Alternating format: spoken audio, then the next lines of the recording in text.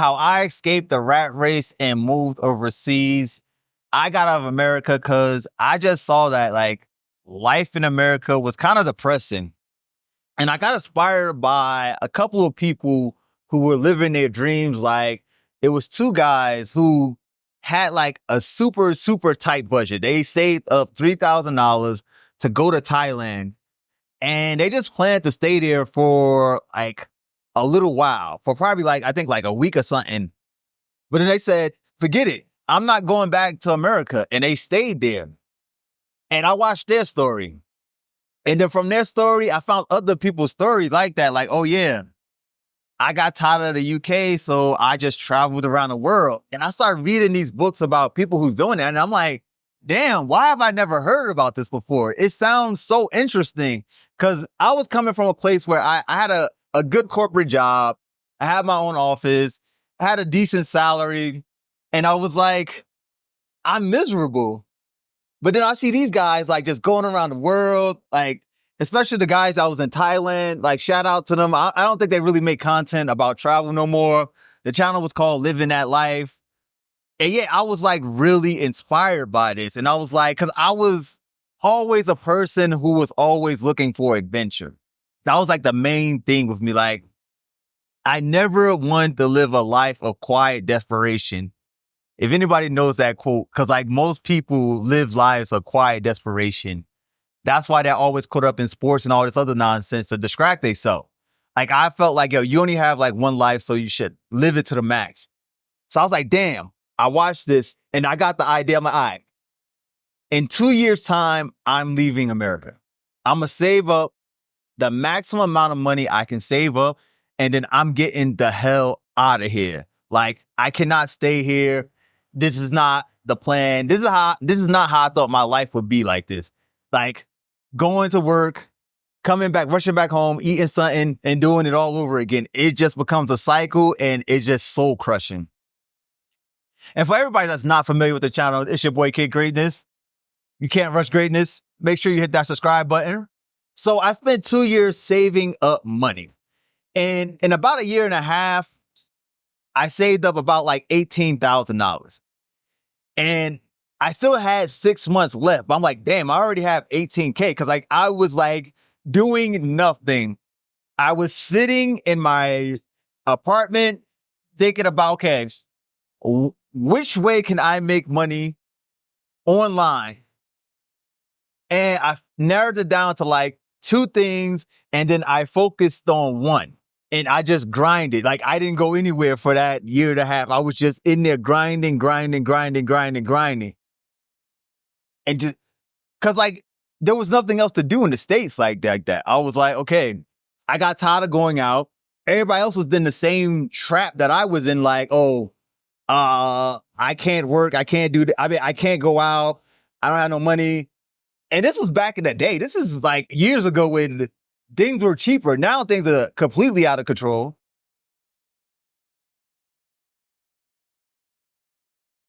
So people were complaining about this like years ago. And I already made up my mind like, yo, I'm not staying here. Like there's no way in hell I'm going to stay here. So I put my 2 weeks notice in and then I buy a one-way ticket to Bangkok, Thailand. And oh my God, that was the best decision I ever made in my life. Like, as soon as I touched down on the ground. Okay, to give y'all reference, before I actually moved to Bangkok, Thailand, I actually went there like 6 months ahead of time for 1 week. Because I visited Bangkok, Thailand, and I went to Manila, Philippines. But the difference between like going there on a vacation and feeling like you're rushing around, I gotta see all this, I gotta do all this, and then getting there and just like, I don't have to leave, I choose when I leave, is monumental. Why can't I talk right now?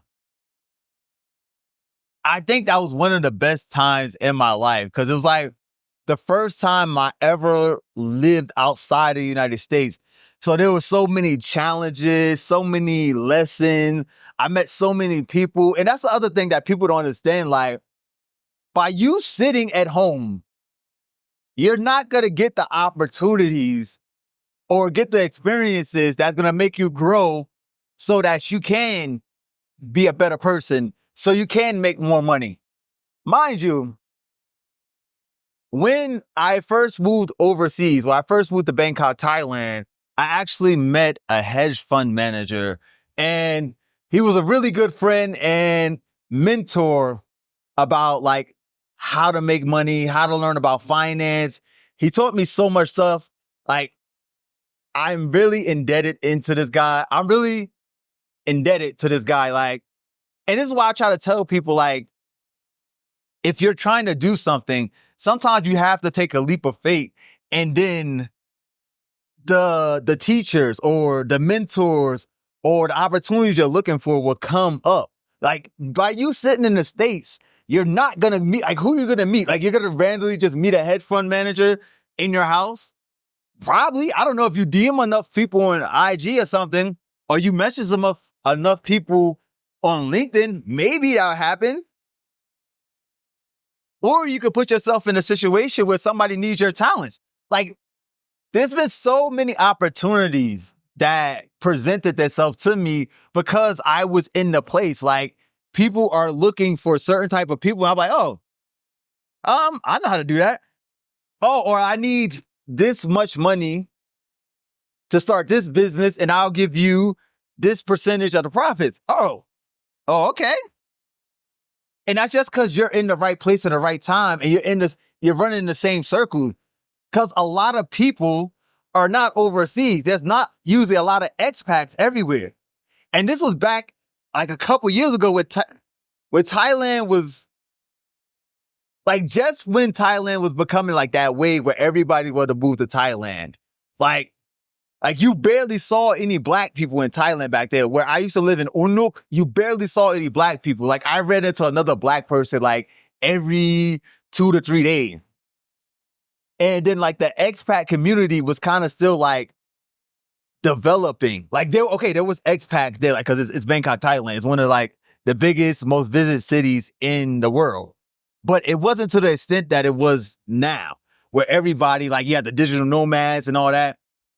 It wasn't to the extent now.